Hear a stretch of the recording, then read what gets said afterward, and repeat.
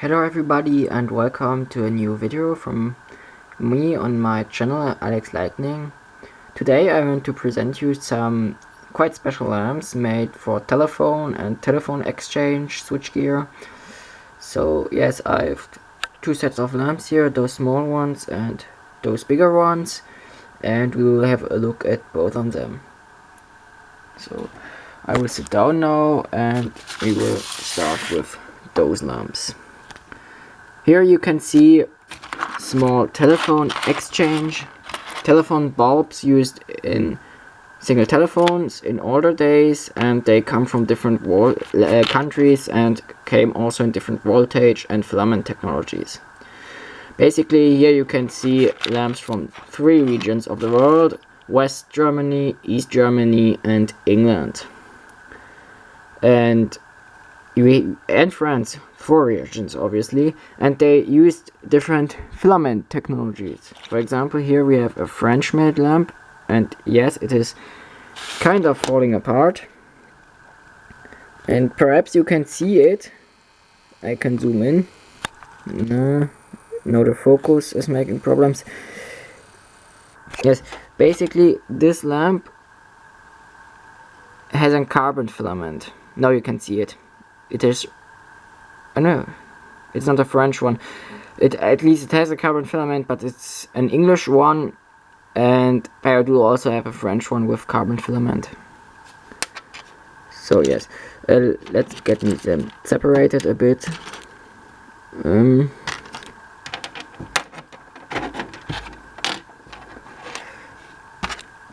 This here is the French one, also with carbon filament. So this is a French one.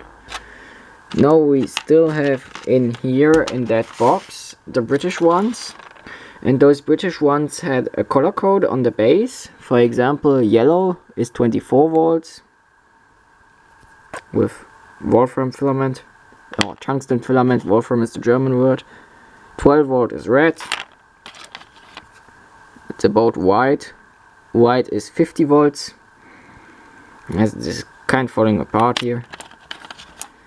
Those pink, violet, white is 60 volts. Also tungsten filament. The green one is 6 volt, I guess. Yes, it's 6 volt. Also GEC. And that one, I don't know what it is. England, 60 volt as well. And basically they do have different filament designs, and I will put those filament designs, or just seeing all lamps have different filament designs, so let's put them out and put them next to each other. So here you can see different filament designs on British made lamps. Those are mainly made by GEC or GEC lamps.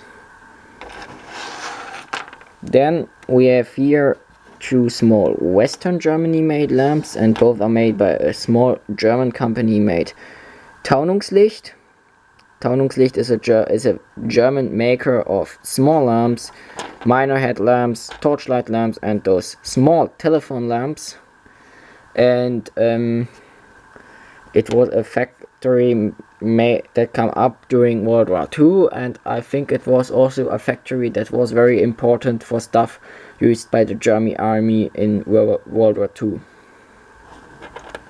So here we have one small lamp, and this one is Taunungslicht 30 volt. And here we have another one, 24 volt, also Taunungslicht.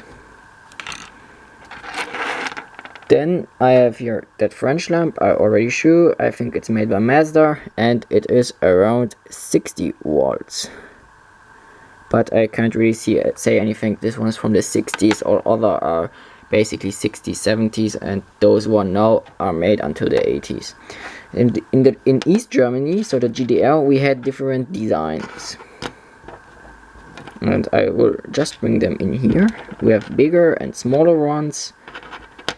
And all those are made, especially that one, in the VEB Glühlampenwerk Oberweisbach. and this was made in the VEB Glüh- und Glimmlampenwerk Kursdorf. And this one is a 60 volt, no it's not, it's a 12 volt lamp.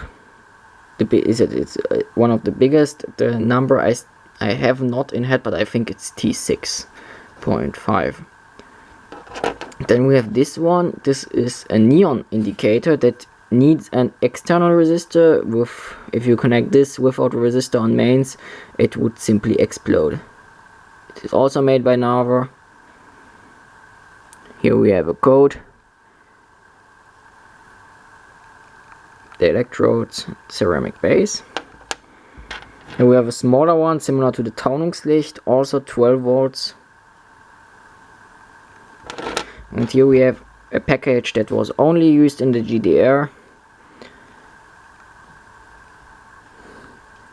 And it is also 12 volt, but only 0.005 amps. And in the GDR you did not only use them in telephones, but also on, for example, those pilot lights.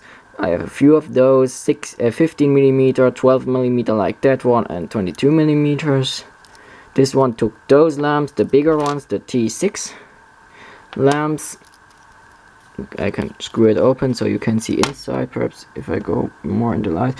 So basically you could push quite hard now with only one hand the lamp like that inside, external resistor, and then as indicator. They also come in 16mm with E10 based lamps, or B9S is the, it should be super small BC cap, or E14 and BA15D or SBC cap on 22mm. Also E14 and SBC on 30mm. But 30mm I don't have those pilot lights only. I do only have them in 15 and 22mm. Now here, those are the small lamps, often used only in telephones, but not really on switchboards. But I have quite a few other from around Europe. Those are in this box here, and to those I can say a bit. Here are mainly tubular lamps, or only tubular lamps, but for example in Britain you did use round lamps, for example, like I could show them here on my mobile phone. Those are typical British lamps, and those are modern ones. And yes, but those were carbon. So here are lamps at all from Western Germany, East Germany, and Russia. And I can say a few about, at least over the East German lamps. They came in different colors, clear and coated. Here we have a frosted white one. I have a second white one, I think, or at least a clear one. Those were basically line indicators. At all those East German ones are rated 60 volts and 10 watts. So here we have two white ones. Those were basically voltage indicators. Then I do have two red ones of clear, and oh, this is green. I can see the difference. I can see the difference between red and green. Don't know why I grabbed now the green one. Also encoded and clear, and I don't know what these indicated. Then we have blue. I only have a clear blue one because those lamps are still quite difficult to get. Why the zoom is not working? I don't like that. I don't like that. Here's the, yes, is also 10 watts. What this indicator I also don't know. Then now we can come to the green. Best is not throwing it. The green one indicates big fault. So if the green one was light, you have to be afraid that something very bad is happening, because this is the worst error you can get, and the East German mechanism and lamps are very robust, and not lamps, systems and relays, and they can prevent errors. But if this lamp, the green one, is lightning, you have a really problem.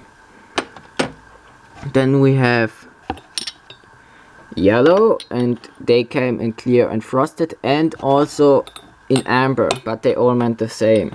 Amber is the rarest. Yellow I already have seen a few times, but amber I only see that lamp I have here.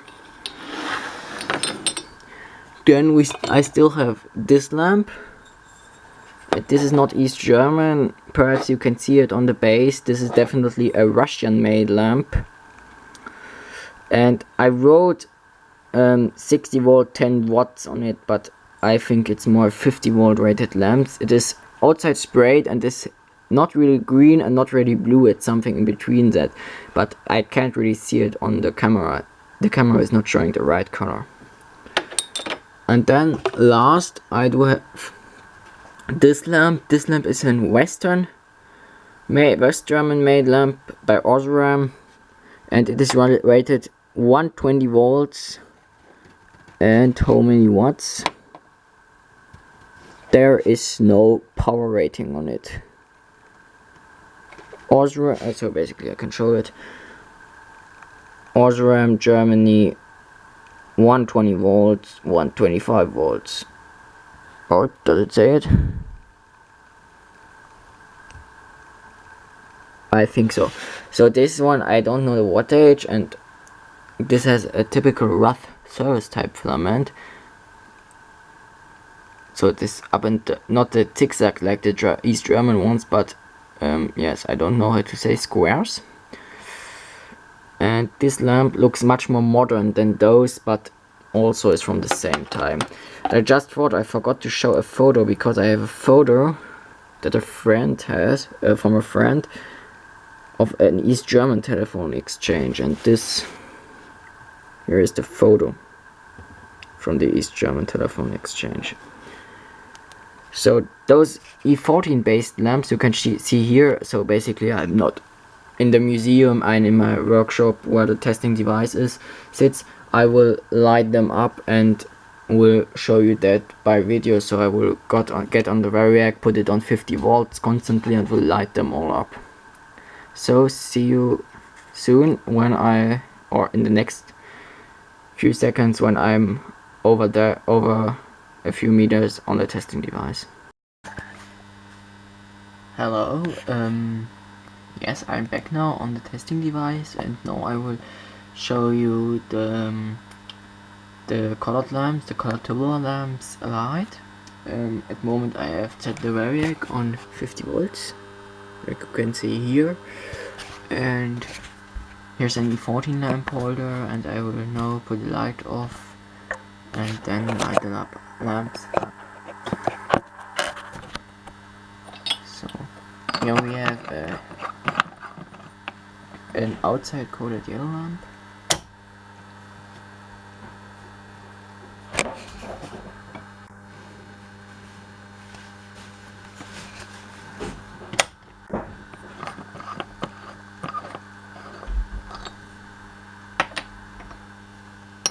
Here we have the equivalent clear lamp version.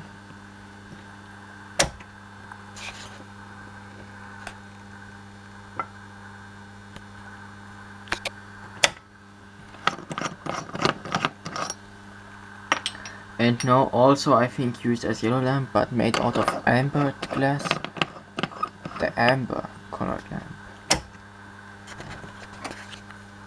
This is the rarest of those East German lamps, and also that one I like most, because it has a really unique light color, and sadly you can't see that light color directly on the camera.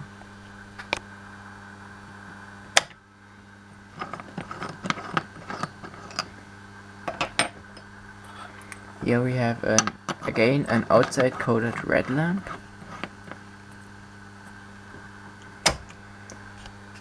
And in real life it's not as bright as on the camera.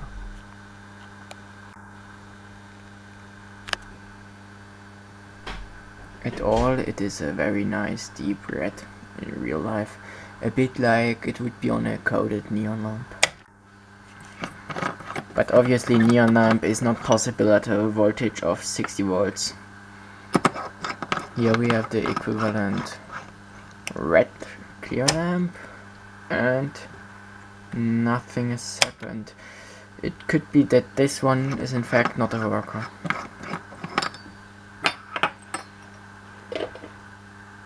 Here we have a blue lamp.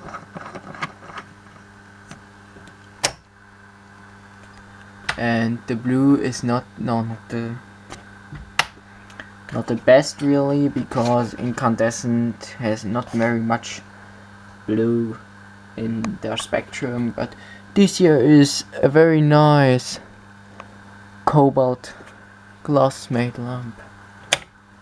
Obviously all those East German clear lamps are made out of real colored glass and not sprayed. This is a Soviet. Here we have the green one, so the absolutely meltdown lamp of the machine. In fact, this is, I have to say, a really nice deep green. Much deeper than on camera. And I think it's not the best idea to twist the camera. Here you can see the zigzag filament, rough service type filament, but not as there's another rough service filament on the Osram lamp, the Western Germany made lamp.